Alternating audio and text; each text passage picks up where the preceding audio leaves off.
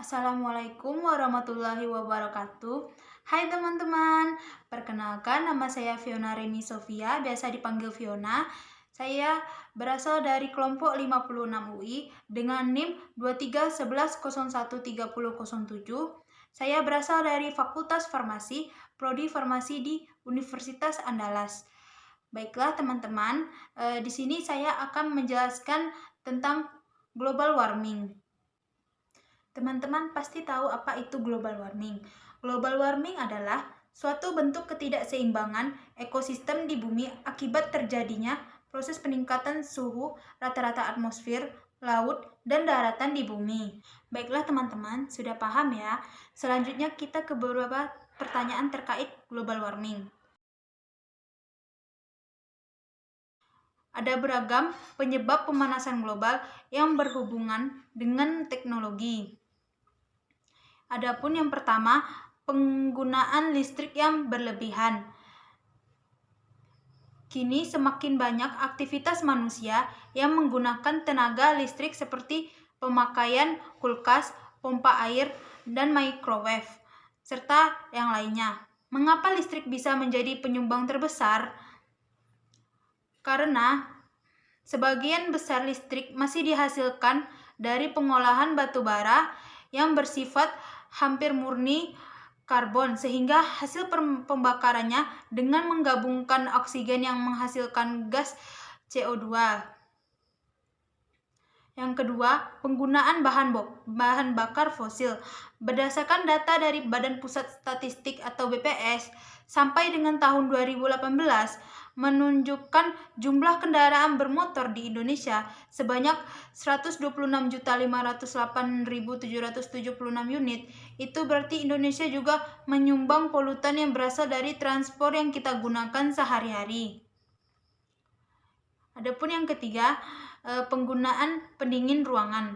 Penggunaan AC secara berlebihan sangatlah tidak baik, karena di balik dinginnya AC di dalam ruangan, alat ini juga mengeluarkan suhu panas di luar ruangan. Yang pertama, mencairnya es di kutub. Naiknya permukaan air laut secara global dapat mengakibatkan tenggelamnya pulau-pulau kecil. Bahkan, naiknya suhu di udara dan di dalam laut akan membuat es di kutub-kutub bumi mencair. Mencairnya es-es tersebut akan meningkatkan volume air laut. Yang kedua, meningkatnya cuaca ekstrim. Perubahan musim sulit diprediksi. Hal ini dapat meningkatkan intensitas fenomena cuaca yang ekstrim. Akibatnya, musim tanam bagi petani menjadi tidak menentu. Selain itu, musim penghujan juga mempengaruhi musim produksi. Yang ketiga, kebakaran hutan. Kenaikan suhu udara yang tinggi dapat memicu terjadinya kebakaran hutan. Hal ini dapat membuat hutan menjadi gundul serta asap yang dihasilkan akan mencemari air, tanah, dan udara. Selain itu, asap yang dihasilkan juga dapat mengganggu kesehatan flora dan fauna. Kebakaran hutan bisa memicu punahnya jenis flora dan fauna. Yang pertama adalah batasi penggunaan mobil dan sepeda motor hanya untuk menempuh jarak jauh. Untuk jarak dekat, kamu bisa memulai kebiasaan berjalan kaki atau menggunakan sepeda. Hal ini akan membatasi peningkatan karbon dioksida dan karbon monoksida di atmosfer. Yang kedua, minimalkan penggunaan peralatan yang mengandung CFC seperti kulkas dan AC. Yang ketiga, matikan perangkat elektronik saat tidak terpakai, yaitu dengan matikan lampu, kipas, AC, komputer, TV, dan semua alat elektronik saat tidak digunakan. Yang keempat, yaitu reuse, reduce, dan recycle.